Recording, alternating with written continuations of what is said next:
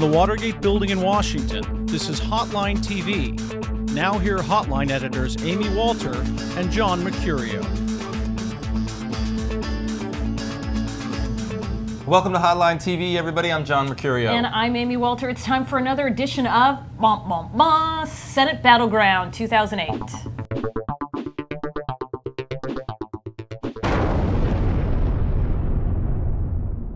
All right, well, just 1 week after Republicans just narrowly lost the special election in Massachusetts, a new poll shows Maine Senator Susan Collins with a big lead over her likely Democratic challenger, Tom Allen. John, is it looking more and more like Republicans might be okay in the Northeast? No, well, might be okay in the Northeast is different than okay overall in 2008. I think, one poll in Maine does not a Senate battleground It doesn't? make, not necessarily, but it does show, I think, very good news for Susan Collins.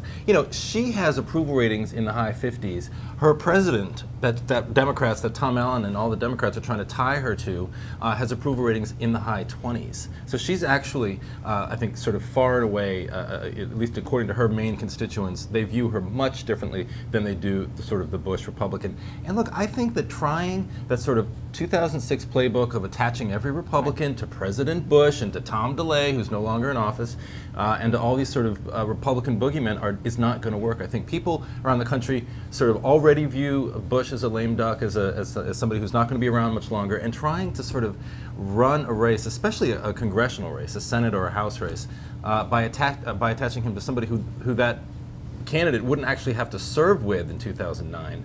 I think has very limited appeal. Well, in certain places, and in Maine, where I think you get to know politicians a little better simply because of how small the state is, how insular it is.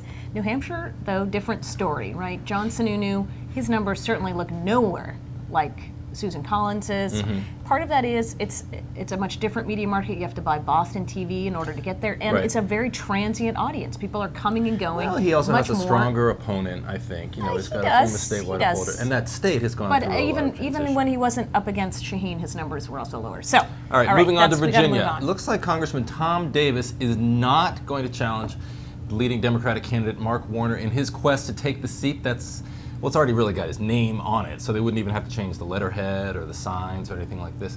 But does this mean one less seat in Congress that Republicans won't have to defend? Well, that's what they're hoping, right? That this had Tom Davis decided to run. It is a silver lining. Well, and just an overall here's maybe the silvery-ishness of it all.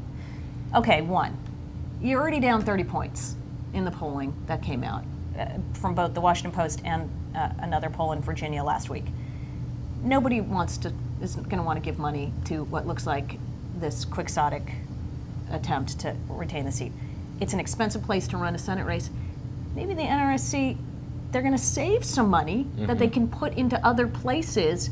Everybody's sort of assuming that Virginia's going to be gone, and they don't have to spend a whole ton of money trying to prop this race up. I know that's a nice silver lining. It's a silver lining for them because, look, there's not just the loss of John Warner's Senate seat. There's the symbolic loss, at least temporarily, of Virginia as a whole. You're going to have, if Mark Warner does go ahead and win, you'll have then in Virginia 2 Democratic senators and a Democratic governor, and possibly even a Democratic House of the Legislature. Right. 5 years after it was considered, or 8 years after it was considered, a really sort of up and coming Republican state. So that's more than just sort of the loss of a very important Senate seat. It's a symbolic loss for the party as a whole, I think. So that's the non-silver lining. But then we'll go back one more, which is Tom Davis's seat not being on an open seat.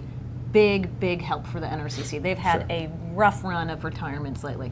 No guarantee though that Tom Davis is going to stay for another term. But if he does. Let's just say I don't know why he would necessarily. I don't think it's a small thing that he decided to pose with his wife in a picture wearing matching outfits with matching toy poodles, put toy poodles on their laps for her state Senate campaign. I don't think that's a small thing. I don't think if he was running for re-election, he would have necessarily done that. Check it out. Go to her website. Interesting point. You know what? That's why you come here. Conventional wisdom before it's time. Yeah, all right. Anyway, looks like we're out of time for today. Join us tomorrow for another scintillating edition of Hotline TV.